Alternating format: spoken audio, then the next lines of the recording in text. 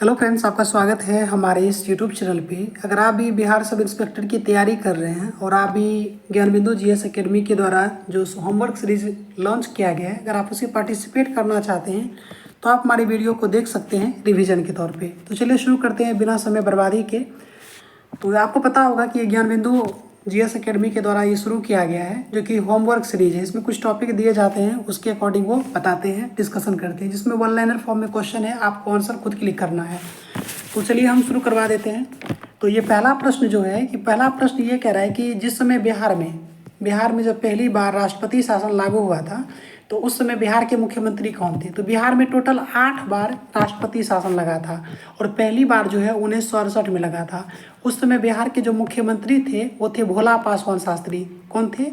भोला पासवान शास्त्री। और जबकि उसी समय बिहार के राज्यपाल के बारे में अगर पूछा जाए तो नित्यानंद कानूनगो। क्या नाम था? नित्यानंद कानूनगो बिहार के राज्यपाल थे। बिहार में टोटल 8 बार राष्ट्रपति शासन लगा और अंतिम बार जो लगा था ये 2005 में लगा था।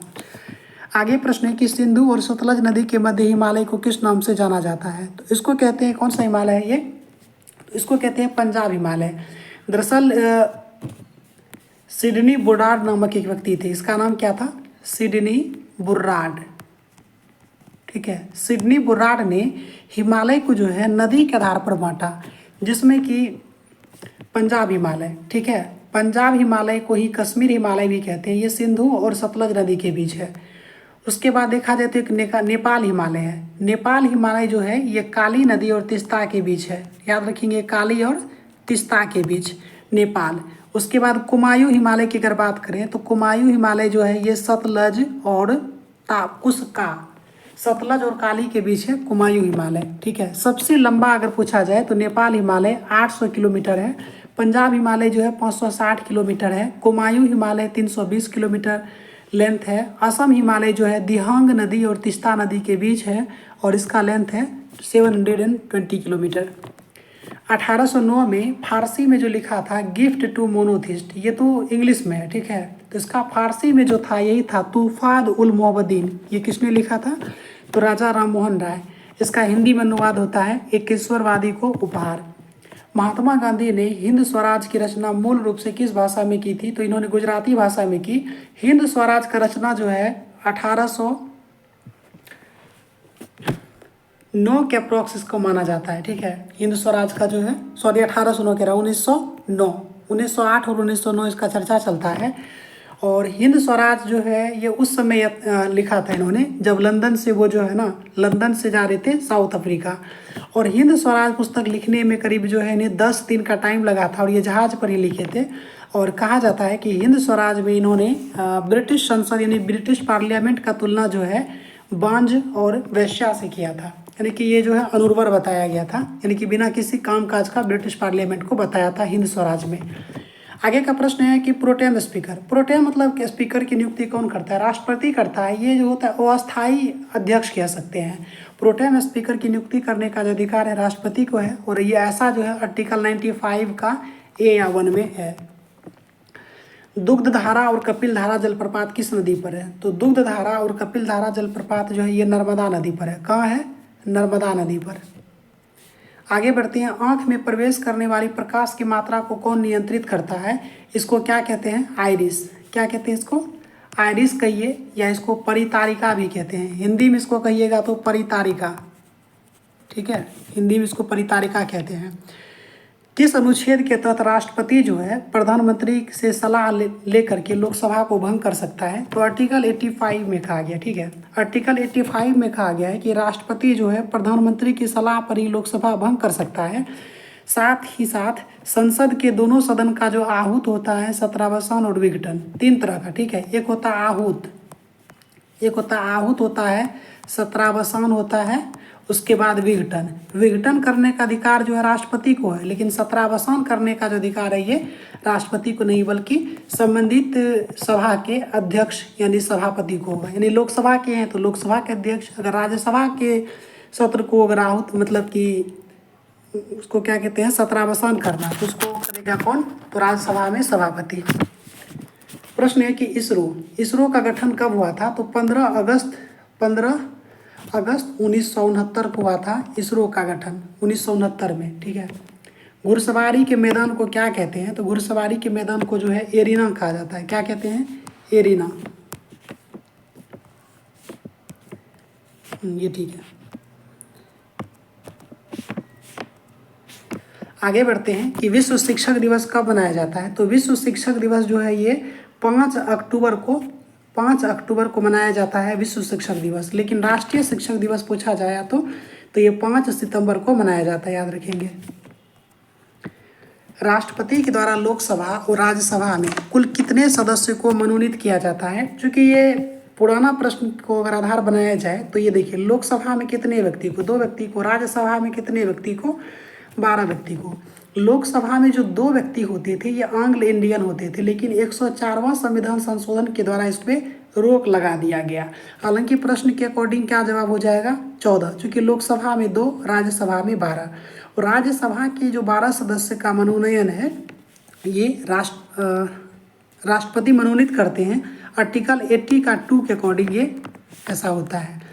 आगे बढ़ते हैं कि केंद्रीय मगरमच्छ प्रजनन और प्रबंधन प्रशिक्षण संस्थान कहाँ है? तो ये कहाँ है? हैदराबाद में।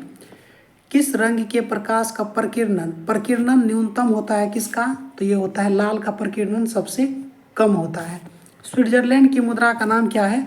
फ्रैंक। स्विट्जरलैंड की मुद्रा क्या है? फ्रैंक। और स्विट्जरलैंड में जो है ना प्रत्यक्ष लोकतंत्र की व्यवस्था है। भारत का जलीय और स्थलीय दोनों क्षेत्र मिलाकर अक्षांशीय विस्तार, कहने का मतलब हो गया संपूर्ण भारत का अक्षांशीय विस्तार क्या है? तो संपूर्ण भारत का जो है ना 6 डिग्री 4 मिनट उत्तरी अक्षांश से लेकर के 37 डिग्री 6 मिनट उत्तरी अक्षांश के बीच जो है संपूर्ण भारत का हो जाएगा। लेकिन केवल मुख्य भूमि का या भारत का पूछ लिया जाए तब 8 डिग्री 4 मिनट बोलिएगा। 8 डिग्री 4 मिनट से 37 डिग्री 6 मिनट उत्तरी अक्षांश हो जाएगा भारत का, लेकिन संपूर्ण भारत कहेगा तो 6 डिग्री 4 मिनट। कहने का मतलब कि भारत का जो आकृति लास्ट में है यहाँ से अगर करेगा तो 8 डिग्री 4 मिनट, लेकिन अंडमान निकोबार को अगर ले लेता है तो 6 डिग्री 4 मिनट नीचे आ जाता है। भारत के पूर्वोत्तर के अंतर्गत कितने राज्य आते हैं? तो कहने का मतलब पूर्वोत्तर परिषद के संदर्भ में पूछ रहा है, तो यहाँ पे टोटल 8 राज्य है। 7 सिस्टर प्लस 1 सिक्किम, इसको जोड़ करके 8 हो जाता है। खंभात की खाड़ी किन 2 स्थानों के बीच है? तो खंभात पूछा है, ये संभात नहीं बल्कि खंभात, इसको पढ़िएगा। खंभात की खाड़ी जो है किन राज्यों मतलब किन 2 स्थानों के बीच है? तो ये दमन और दीव के बीच है। किसके बीच है? दमन और दीव के बीच जो है खंभात की खाड़ी है। भारत के किन राज्य की समुद्री तटरेखा सबसे लंबी है? तो सबसे लंबा जो है ना ये गुजरात का है। गुजरात का मुझे जहाँ तक याद है 1663 किलोमीटर जो है गुजरात का, और 1100 किलोमीटर के अप्रोक्स जो है 1153 या कुछ ऐसे ही डाटा आता है आंध्र प्रदेश का। तो समुद्र तटीय जो सबसे लंबा राज्य है गुजरात, 2 नंबर पे आपका आंध्र प्रदेश आएगा। और सबसे छोटा जो तटरेखा है ना ये गोवा का है। टोटल 9 राज्य है जो कि भारत के तटीय क्षेत्र पर है। तटीय क्षेत्र कहने का मतलब इस प्रकार, जैसे दक्षिण भारत चलिएगा तो एक तटीय हो जाता है, एक तटीय इधर आपको पता है, इधर आपका अरब सागर हो गया, इधर हिंद महासागर हो गया, और इधर जो आपका बंगाल की खाड़ी हो गया। तो इस साइड में भी जैसे यहाँ से आइएगा तो इधर कुछ राज्य हैं, 5 राज्य इधर है और 4 राज्य इधर है। भारतीय मानक समय कितने राज्य से गुजरता है? तो देखिए भारत का जो मानक समय है ना तो ये 82.5 डिग्री पूर्वी देशांतर है। तो ये जो है टोटल 5 राज्य से गुजरता है। कौन सा? उत्तर प्रदेश, पहले उत्तर प्रदेश, फिर मध्य प्रदेश, छत्तीसगढ़, उड़ीसा, आंध्र प्रदेश। तो टोटल ये 5 राज्य से गुजरता है भारत का मानक समय। 6 डिग्री चैनल किसके बीच है? 6 डिग्री चैनल जो है ये ग्रेट निकोबार और सुमात्रा के बीच है। 6 डिग्री चैनल किसके बीच है? ग्रेट निकोबार और सुमात्रा के बीच। भारत का जो औसत समुद्र तल मापन होता है ये कहाँ से? ये तमिलनाडु के चेन्नई से किया जाता है।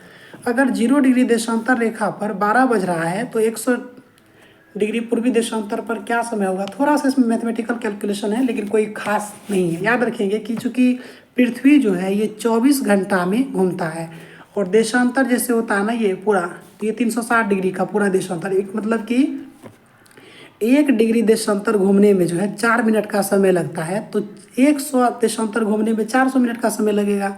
तो इसको अगर आप 60 से भाग दे दीजिएगा, चूँकि यहाँ से देखिएगा तो मोटा मोटी जैसे 1 घंटा में जो होता है ना 15 डिग्री देशांतर होता है, ठीक है। तो 100 देशांतर कहने का मतलब करीब 15 छाके 90, 6 घंटा हो जाएगा 10/60, तो ये करीब 6:40 अप्रोक्स होगा। चूँकि पूरब जाने पर समय बढ़ता है और पश्चिम जाने पे जो है समय घट जाता है। तो 12 बजने के बाद यानी कह सकते हैं कि 6 बज के अप्रॉक्स 40 मिनट होगा ये। संपूर्ण पृथ्वी को कितने अक्षांश रेखा में बांटा गया है? तो देखिए संपूर्ण पृथ्वी को जो है 180 अक्षांश रेखा में, देखिए अक्षांश रहेगा तो 180 होगा, लेकिन अक्षांश रेखा पूछेगा तो 179 ही होना चाहिए। तो 179 और 180 दोनों में से अगर कोई रहे तो 180 ज़्यादा सही जवाब होगा। विश्व मानचित्र पर भारत को सबसे जो पहले दिखाया उस व्यक्ति का नाम क्या था? टॉलमी। ठीक है, आगे बढ़ते हैं कि भारत के कितने राज्य कर्क रेखा के उत्तर में स्थित है? तो देखिए कर्क रेखा जो भारत के बीचों बीच 8 राज्य से गुजरता है, उसके बाद 12 राज्य जो है ये नॉर्थ में हो जाता है और 8 राज्य जो है ये साउथ में हो जाता है। तो देखिए 12 8 20 8 28, यानी कि भारत के कितने राज्य कर्क रेखा के उत्तर में है? तो 12 राज्य जो है कर्क रेखा के उत्तर में है, जबकि 8 राज्य जो है ये कर्क रेखा को, मतलब कि कर्क रेखा इस 8 राज्य से गुजरता है और साउथ में 8 राज्य आ जाता है। 82.5 जो कर्क रेखा और 82.5 पूर्वी देशांतर रेखा एक दूसरे को कहाँ काटता है? तो ये छत्तीसगढ़ का बघेलखंड का पठार है, वहाँ काटता है। तो इसका जवाब हो जाएगा छत्तीसगढ़ राज्य के संदर्भ में अगर भौगोलिक परिदृश्य कुछ पूछा जाए तो बघेलखंड का पठार। आगे बढ़ते हैं कि भारतीय उपमहाद्वीप में कितने देश हैं? तो भारतीय उपमहाद्वीप में जो है ना टोटल 5 देश है, जिसमें भारत, पाकिस्तान, नेपाल, बांग्लादेश, भूटान। याद रखेंगे भारतीय उपमहाद्वीप में कितने देश हैं? 5। एक तो भारत हो गया, उसके बाद आप नेपाल कह सकते हैं, नेपाल, भूटान हो गया, बांग्लादेश हो गया और पाकिस्तान भी याद रख लेंगे, तो टोटल 5 हो जाएगा। तमिलनाडु के कन्याकुमारी से कृष्णा नदी का डेल्टा, मतलब तमिलनाडु के कन्याकुमारी से कृष्णा नदी की डेल्टा तक का जो तट है इसको कहते हैं कोरोमंडल का तट, जबकि इधर जो होता है इसी के पैरेलल ये होता है मालाबार का तट। पूछा गया है कि पश्चिमी तट का जो सबसे उत्तरी तट है वह क्या है? तो ये कोंकण तट हो जाएगा। सहकारी क्षेत्र के विकास के लिए किस वर्ष सहकारिता मंत्रालय की स्थापना की गई? तो वर्ष 2021 में पहली बार ये मंत्रालय गठित किया गया। केंद्रीय महिला और बाल विकास मंत्री कौन है? श्रीमती अन्नपूर्णा देवी। इन्होंने बाल विवाह मुक्त भारत राष्ट्रीय अभियान का शुभारंभ कहाँ से किया है? तो ये जो शुरू किया गया तो 25 नवंबर 2024 को ये नई दिल्ली से शुरुआत की गई। तो बाल विवाह मुक्त भारत जो है न्यू दिल्ली से शुरू की गई और ये 25 नवंबर 2024 को शुरू किया गया। अंतर्राष्ट्रीय महिला विरोधी हिंसा उन्मूलन दिवस कब मनाया जाता है? तो ये 25 नवंबर को मनाया जाता है। ये प्रश्न था कि केंद्रीय स्वास्थ्य और परिवार कल्याण मंत्रालय की ओर से जारी राष्ट्रीय परिवार और स्वास्थ्य सर्वेक्षण के आंकड़े के अनुसार बाल विवाह जो है ना सबसे अधिक किस राज्य में प्रचलित है, ये पूछा था। तो 1 नंबर पे जो है ना वेस्ट बंगाल में सबसे अधिक बाल विवाह प्रचलित है। यहाँ पे 41.6% जो है बाल विवाह वेस्ट बंगाल में है, जबकि बिहार का जो स्थिति है ये 40.8, यानी कि सेकेंड स्थान पे जो है बिहार आता है। आगे बढ़ते हैं, ये प्रश्न है करंट का कहिएगा, जिसको स्टैटिक जीके का मान सकते हैं आप, कि ग्लोबल गर्लहुड रिपोर्ट कौन जारी करता है? तो ग्लोबल गर्लहुड रिपोर्ट जो जारी करता है सेव द चिल्ड्रेन। क्या नाम है संस्था का? Save the children. Save the children जो है ना ये ग्लोबल गर्लहुड रिपोर्ट जारी करता है। देश में जन्म और मृत्यु रजिस्ट्रेशन अधिनियम कब पारित हुआ था? सन 1969 में। सन 1969 में आपको बताया था अपने इसरो का भी स्थापना हुआ था। स्वतंत्र भारत की पहली जनगणना कब की गई? क्योंकि स्वतंत्र भारत में पूछा जा रहा है तो 1951 में स्वतंत्र भारत की पहली जनगणना हुई, लेकिन सबसे पहले जो हुआ था 1872 में लॉर्ड मेयो के काल में। फिर दशकीय आधार पे पूछा जाए तो 1881 में दशकीय आधार की जनगणना शुरू हुई और इसको नियमित जनगणना भी कह सकते हैं आप। भारत में सबसे कम आबादी वाला केंद्र शासित प्रदेश कौन सा है? तो सबसे कम आबादी मतलब सबसे कम जनसंख्या किस यूटी का है? तो ये हो जाएगा लक्षद्वीप का। लेकिन सबसे अधिक पूछ लिया जाता तो दिल्ली हो जाता है इसका सही जवाब।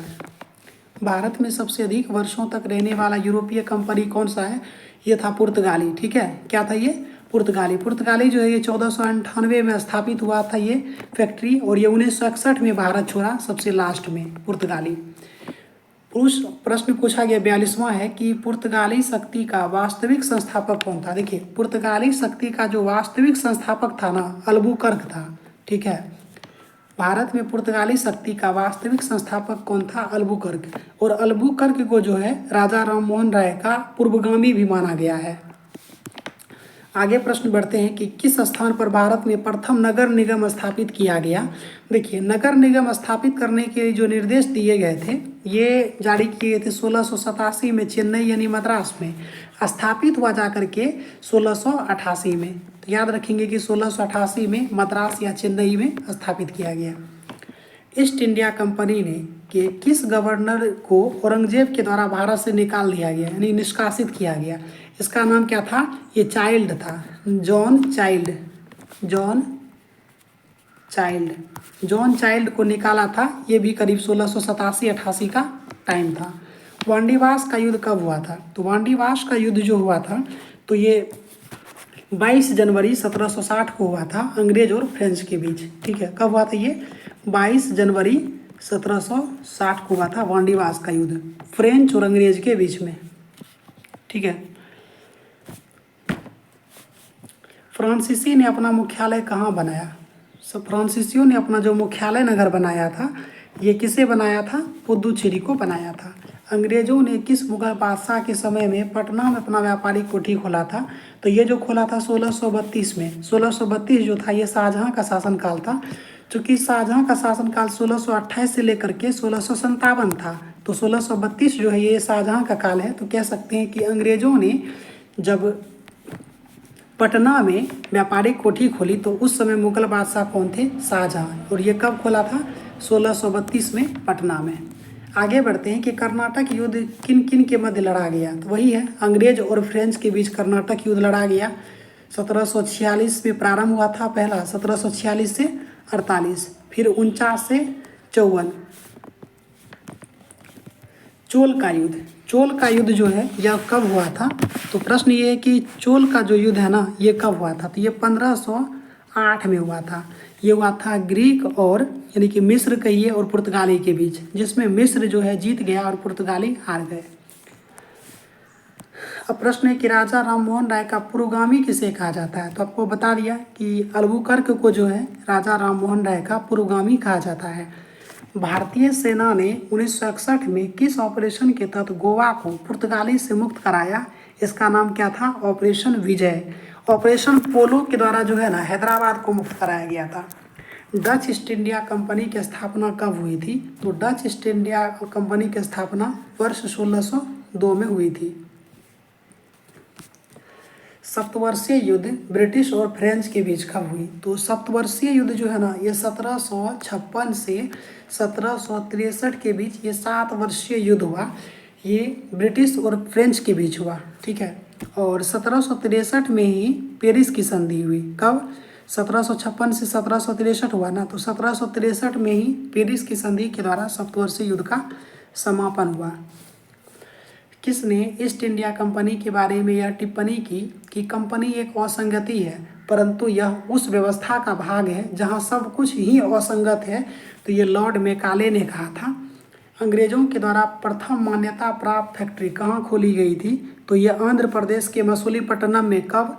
1611। अंग्रेजों के द्वारा प्रथम जो मान्यता प्राप्त फैक्ट्री था 1611 में मसूलीपट्टनम में खोली गई। किस अधिनियम के द्वारा बंगाल के गवर्नर को बंगाल का गवर्नर जनरल नाम दिया गया? तो ये 1773 का रेगुलेटिंग एक्ट। लेकिन बंगाल की गवर्नर जनरल को भारत का गवर्नर बना दिया कब? आप हमें कमेंट करके बताइएगा।